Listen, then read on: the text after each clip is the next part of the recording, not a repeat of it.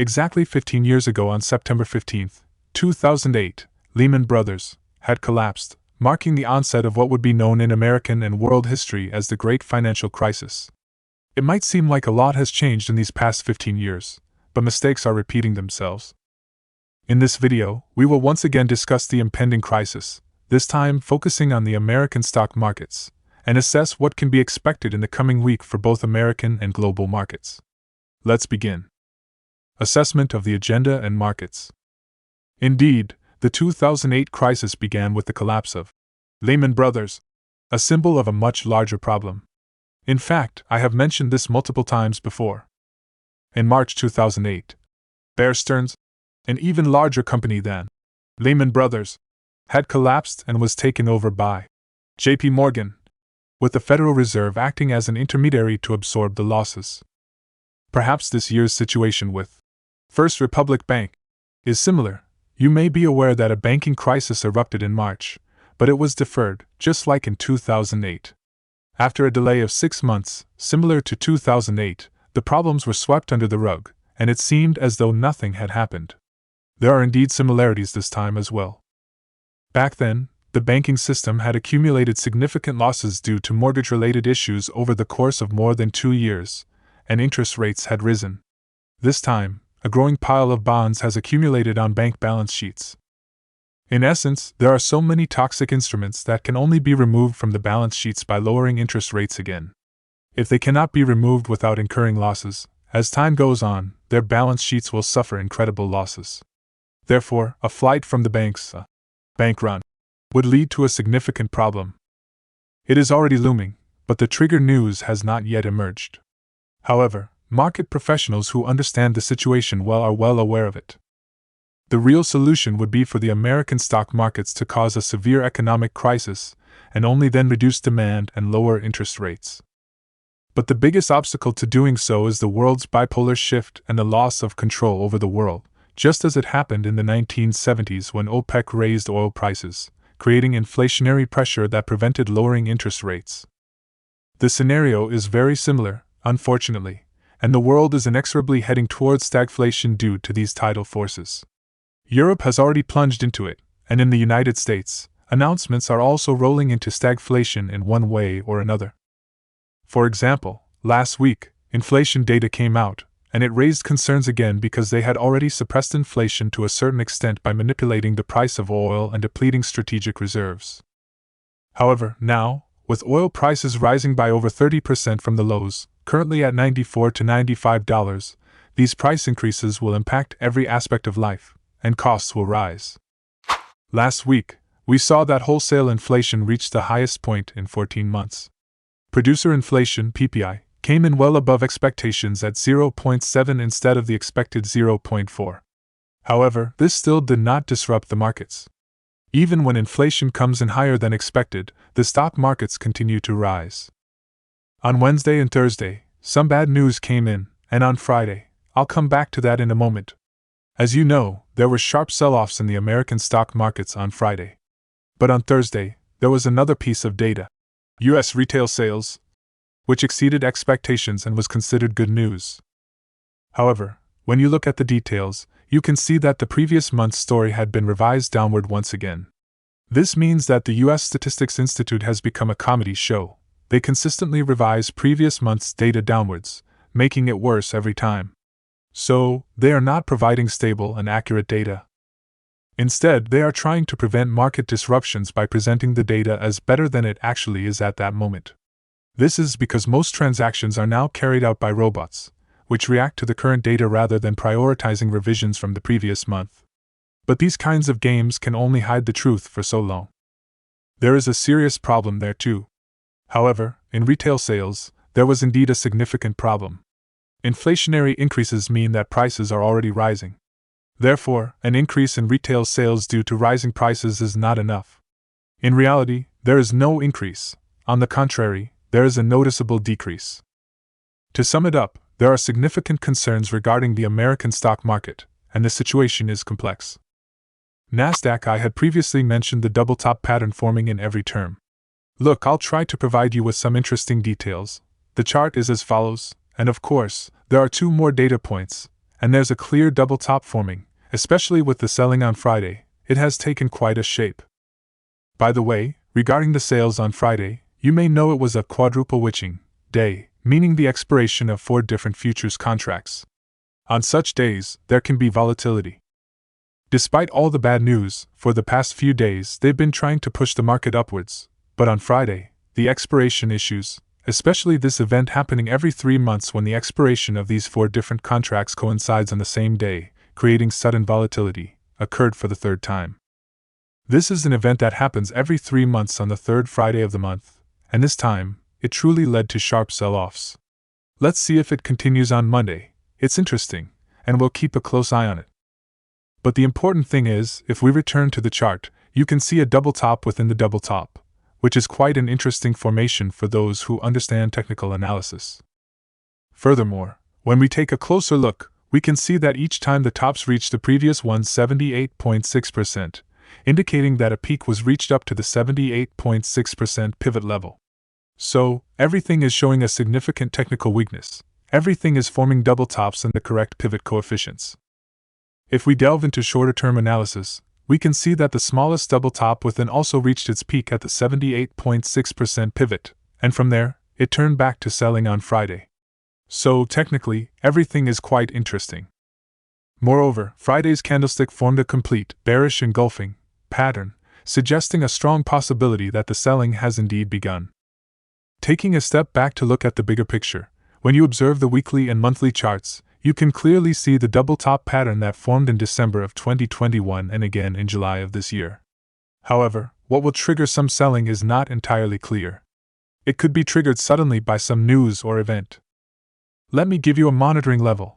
I mentioned 15,173. We slightly breached it on Friday, and we've been observing it closely. Closing below that level will indicate the start of something significant. Perhaps, early next week, there could be another attempt to push upwards, but I believe that the conditions for a breakthrough have now been met. However, as long as we remain above 15,173, we are still in a resistance zone. These formations do not hold significance until they are broken without breaking down the 15,173 level. But if we close below 15,173 and continue lower, these formations will begin to work, and we will closely monitor where it might lead.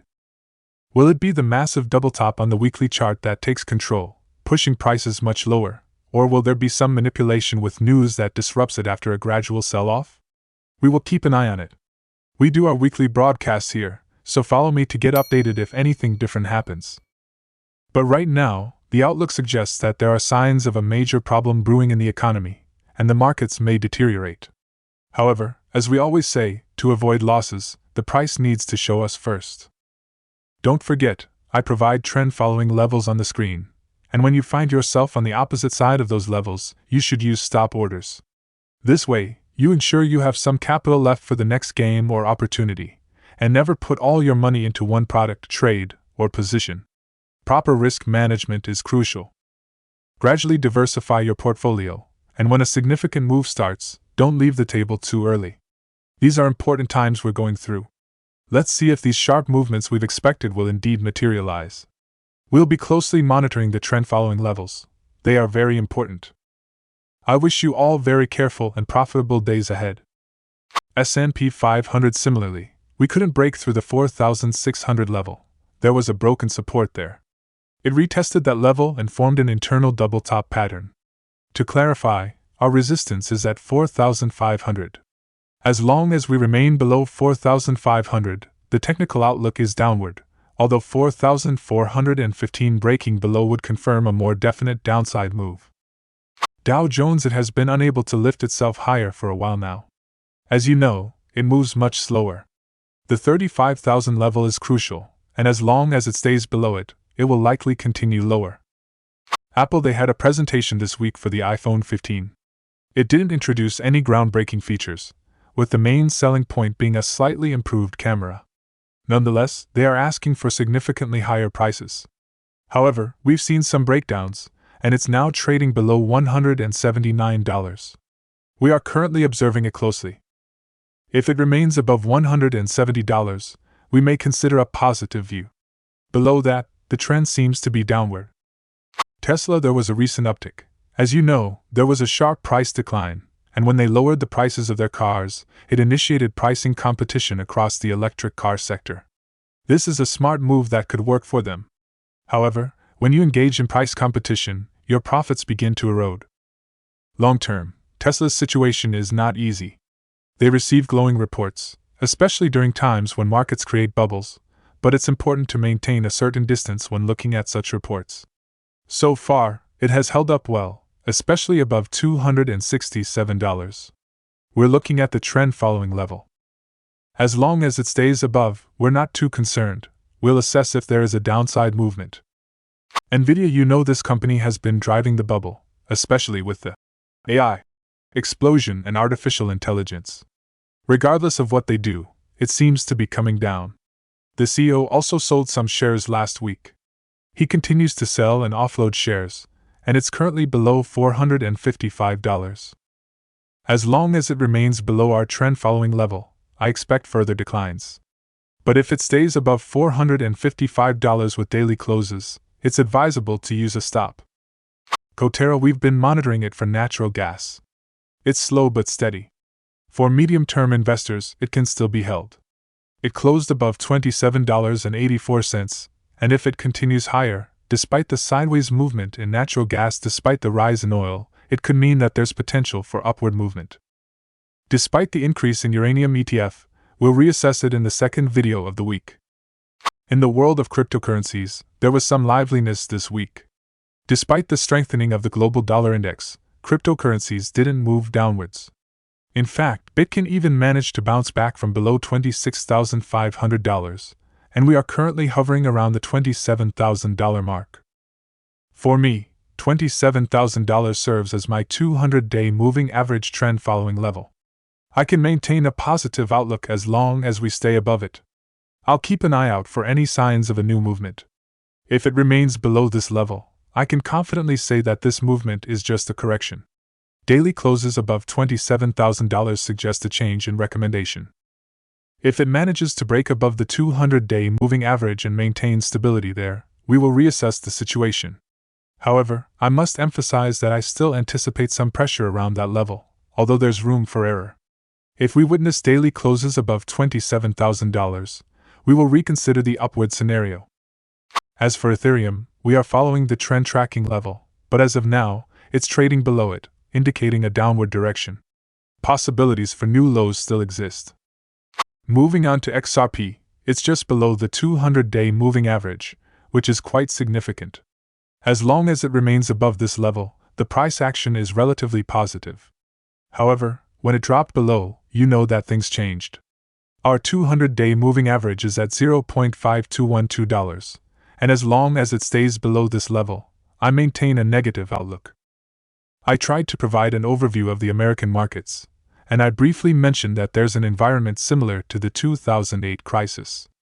I'd like to delve into detailed analyses in a video if the opportunity arises. Remember, it's crucial not to incur losses. I provide trend-following levels on the screen, and when you find yourself on the opposite side of those levels, you should use stop orders. This way, you ensure you have some capital left for the next game or opportunity. Never put all your money into one product, trade, or position. Proper risk management is crucial. Gradually diversify your portfolio, but don't leave the table too early when a significant move begins. These are important times we're going through. Let's see if these expected sharp market movements will indeed occur. Trend-following levels are of utmost importance in monitoring this. I wish you all very careful and profitable days ahead.